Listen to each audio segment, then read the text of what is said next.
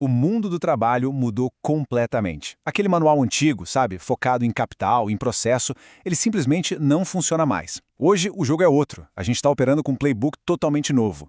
E quem nos dá um mapa para isso são as ideias de um mestre da gestão, Peter Drucker.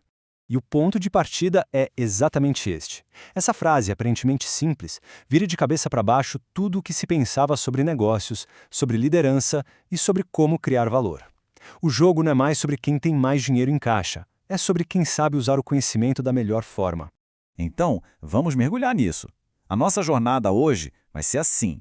Primeiro, a gente vai entender essa nova moeda, o conhecimento. Depois, vamos contrastar os líderes de ontem com os de hoje. Em seguida, vamos dominar o jogo interno da autogestão e o jogo externo da estratégia.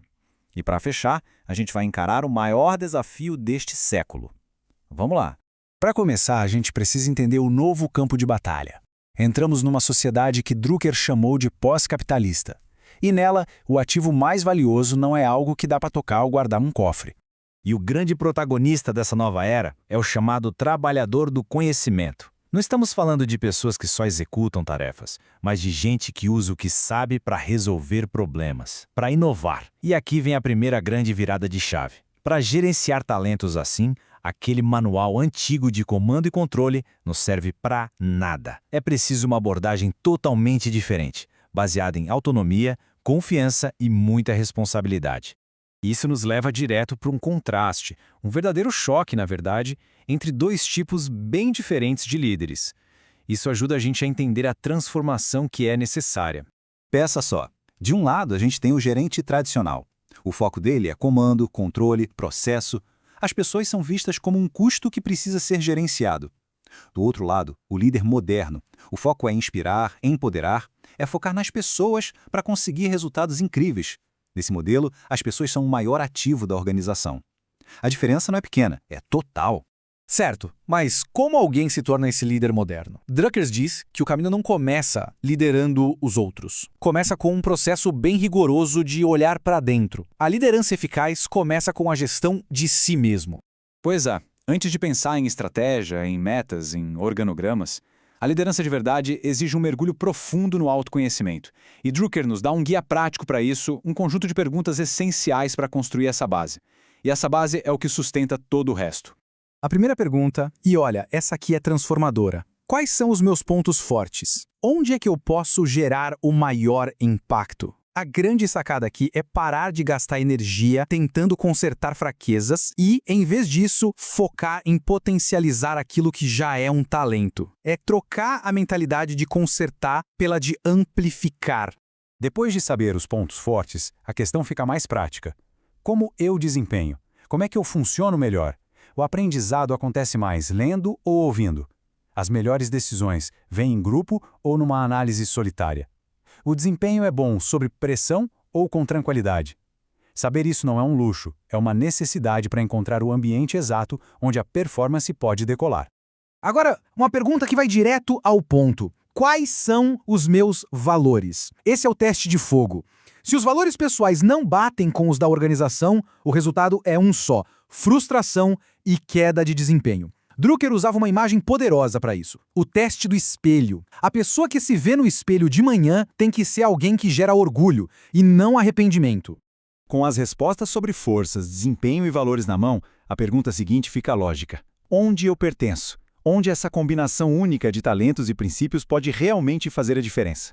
Aquela ideia de que qualquer pessoa serve para qualquer lugar é um mito. Encontrar a cultura e o papel certos não é só importante, é a chave para contribuir de verdade.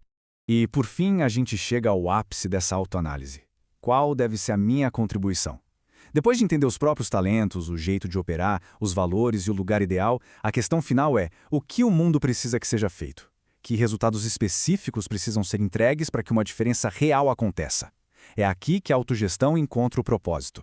Ok, uma vez que o jogo interno está dominado, o foco do líder se vira para fora. O desafio agora é guiar a organização por um mundo que é complexo e não para de mudar. E para isso, Drucker nos dá um conceito muito poderoso: a teoria do negócio. Pensa nela não como um plano de negócios engessado, mas como um conjunto de hipóteses sobre como a organização cria valor. E como toda boa hipótese, ela precisa ser testada o tempo todo contra a realidade. E como se faz isso? Com um ciclo constante de checagem. Primeiro, a teoria tem que estar clara para todo mundo. Segundo, é preciso definir como medir o sucesso, sem espaço para dúvida. Terceiro, e mais crucial, testar o que se espera contra o que realmente acontece no mercado. E quarto, a parte mais difícil, ter a coragem de adaptar ou até mesmo abandonar a teoria se a realidade provar que ela está errada. É isso que separa as empresas que evoluem daquelas que ficam pelo caminho. E todos esses elementos que a gente viu, a nova liderança, a autogestão, a estratégia adaptativa, eles convergem para um único e gigantesco ponto. Eles são as ferramentas para a gente encarar o que Drucker considerava o maior desafio de gestão do nosso tempo.